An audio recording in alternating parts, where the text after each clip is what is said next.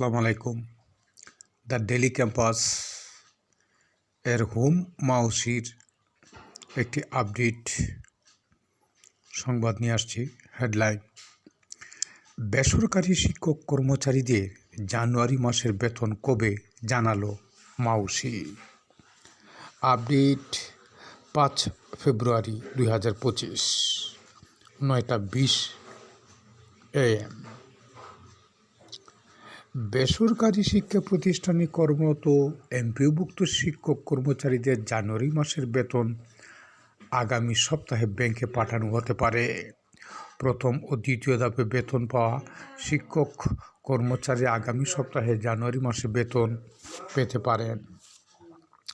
মঙ্গলবার 4 জানুয়ারি মাধ্যমিক ও উচ্চশিক্ষা অধিদপ্তর মাউসি ফিনান্স অ্যান্ড প্রকিউরমেন্ট উইং এর উপপরিচালক আবু সাইদ মজুমদার দ্য ডেইলি ক্যাম্পাসকে তথ্য জানিয়েছেন।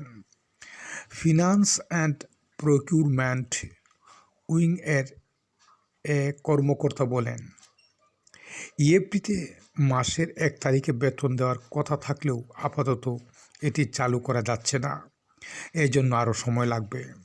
প্রথম ও দ্বিতীয় ধাপে যারা ইএফটিতে বেতন পেয়েছেন তারা আগামী সপ্তাহে জানুয়ারি মাসের বেতন পেতে পারেন। দ্রুত সময়ের মধ্যে বেতন ব্যাংকে পাঠানোর জন্য আমরা চেষ্টা করছি। ইএফটিতে বেতন পাওয়া শিক্ষক কর্মচারীদের তথ্য সংশোধন সময় বেঁধে দেওয়া হয়েছে। এই সময়সীমার মধ্যে তথ্য সংশোধিত না হওয়া ইএফটিতে বেতন ভাতা বন্ধ হয়ে যাবে বলে জানিয়েছে মাউসি মাধ্যমিক উচ্চশিক্ষা অধিদপ্তর। এ বিষয়ে ফিনান্স অ্যান্ড প্রকিউরমেন্ট উইং এর উপপরিচালক আবু সাইদ মজুমদার দ্য ডেইলি ক্যাম্পাসকে বলেন, শিক্ষক কর্মচারীদের দুর্দশার কথা বিবেচনা করে ভুল থাকার পরেও তাদের বেতন দেওয়া হয়েছে। এই ভুলগুলো সংশোধনের জন্য 2 মাস সময় দেওয়া হয়েছে। 2 মাসের মধ্যে তথ্য সংশোধন না করলে সংশ্লিষ্ট শিক্ষক কর্মচারীদের বেতন ভাতা সাময়িকভাবে বন্ধ হয়ে যাবে। যতদিন তথ্য সংশোধন না হবে ততদিন তারা বেতন পাবেন না।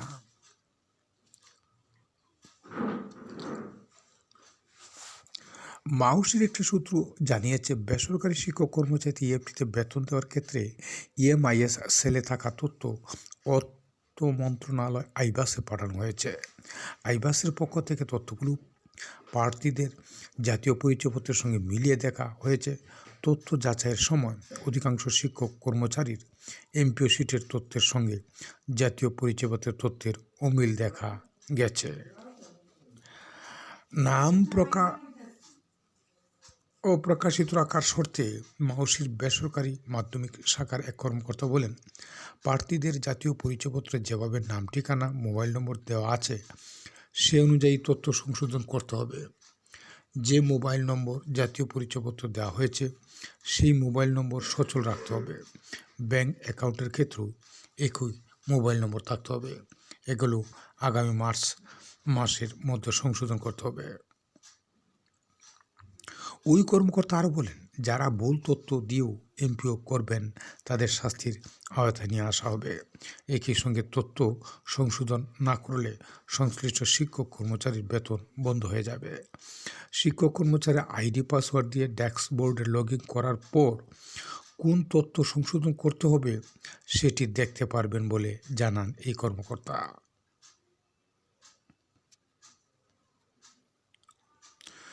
ধন্যবাদ সম্মানিত ভিউয়ার্স। পুরাতন কথাগুলি আর বললাম না।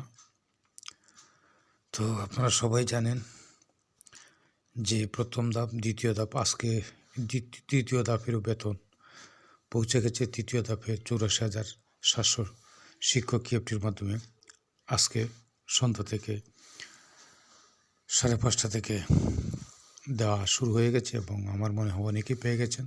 সুপ্রিয় ভিউয়ার্স,